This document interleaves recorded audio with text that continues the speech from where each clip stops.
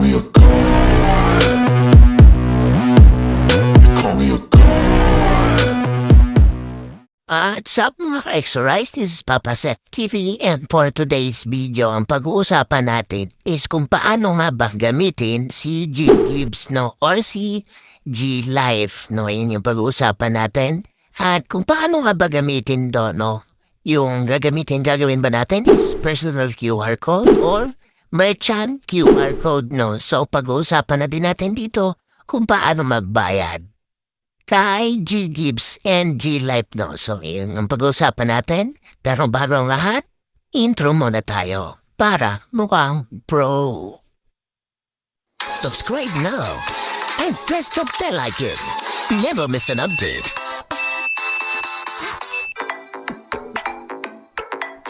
At nandito na nga tayo guys sa GCash application natin. Ay kita nyo naman is Christmas na yung GCash app natin, no? First guys is lagyan lang natin yung MP natin and maglagay na tayo. At nandito na tayo sa dashboard ni GCash, no? So click lang natin yung borrow. Yan, click natin yung borrow niya. At click lang natin yung Ggives, guys. Click lang natin yung Ggives. At makikita nyo dito, guys, is available to spend amount. No, 9,000 ang kailangan nating i-spend. So, minimum, guys, is 2,000 pesos. So, paano nga ba gamitin tong si Ggives, no? So, click lang natin tong paano gamitin. Yan. Siyempre guys, mapupunta tayo dito sa Ggives, how to pay with Ggives using merchant QR, no? So, first guys is kapag nandito na tayo sa dashboard natin kay GCash, is click nyo lang yung QR code sa baba, yung nasa gitna, no? So, lalagyan ko na lang ng arrow dyan. Click yung QR code. Yan, after nyo maklik yung QR code guys, is automatic naman yung merchant niya. Lalabas na yan guys, no? After nga nyo may scan guys, is ilalagay nyo na dito yung amount, no? So yung amount ng binili nyo or yung amount ng babayaran nyo, no? So kapag nalagay nyo na, click nyo lang yung next. At pipili naman kayo dito guys kung ano yung prefer nyo. Yung wallet, G-Loan, or Ggives, no? So syempre Ggives ang pipili natin guys kasi yun yung napili natin, no? Basta after nyo maklik ang Ggives yan is click nyo lang yung kulay blue. Yan, at pupunta tayo dito at ibigyan tayo ng choices kung 6 months or 12 months, no? So, pinili nga dito is 12 months para magaan-gaan hulugan, no? So, every month yung hulugan kay Ggives, no? After mo maklik yung 6 months, guys, is in-click mo naman yung box. I-check nyo lang yung box, no? And after yan is proceed na tayo. And ito na yung last step na, how to pay with Ggives using merchant QR code, no? So, ito na yung last step. Next naman, guys, is, ito naman, how to pay with Ggives online, no? So, online naman siya. Dito is select GCash, payment upon checkout of your online transaction, no? So, pipili na kayo dyan na guys, no? So, kung nakapili na kayo, is click nyo na yung kulay orange sa baba. Yeah. At maglalagin kayo kay GCash kasama yung OTP number or OTP PIN, no? So, kapag naglagin na kayo guys, is mapumunta kayo dito kay Merchant Home, no? So, tatlo lang naman dyan guys, ulit yung choices, no? So, click lang natin yung Ggives at click natin yung kulay blue. At pipili ulit kayo dito guys kung ano yung gusto nyo. Yung 6 months ba or 12 months. No? So 12 months ulit. And after nyan is i-click ulit nyo yung box. No? And after maklik is click nyo yung kulay blue sa baba. And after nyan is ito na yung receipt no? Or yung resibo nyo na guys. So click proceed nyo lang yan.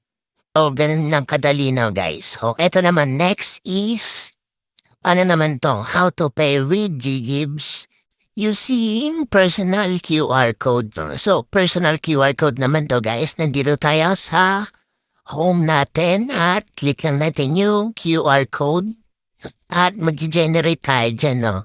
click nyo lang yung generate code, no, guys. No, after nyo ma-click yung generate code is, pupunta tayo dito. So, hanapin mo lang yung QR code, then there's no yung sa taas. Tap nyo lang yung QR code.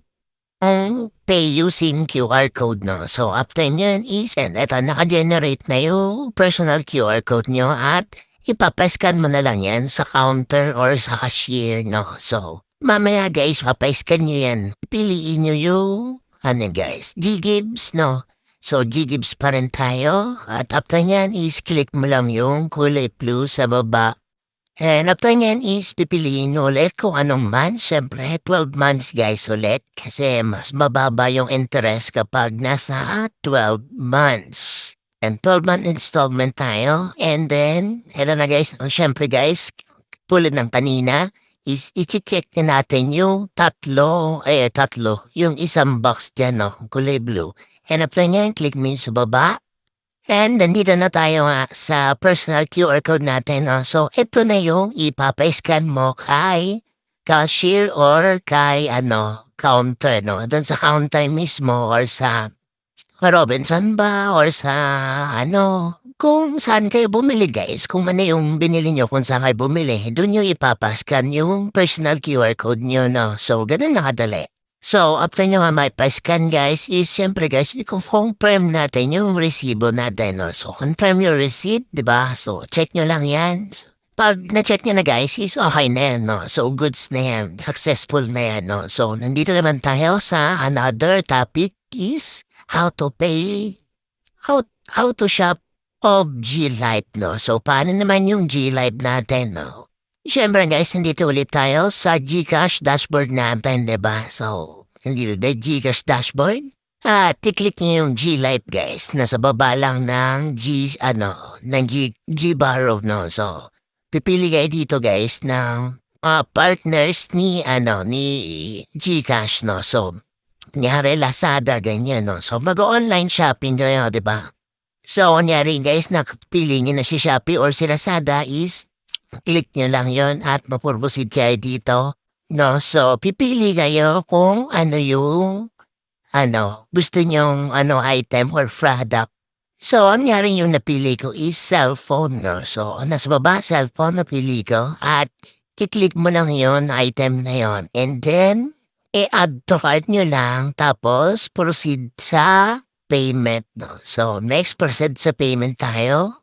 At ang gagamitin natin dito is si Ggives ulit, no? So, kapag na-click nyo na si Ggives is click nyo lang yung baba, yung kulay blue sa baba, no?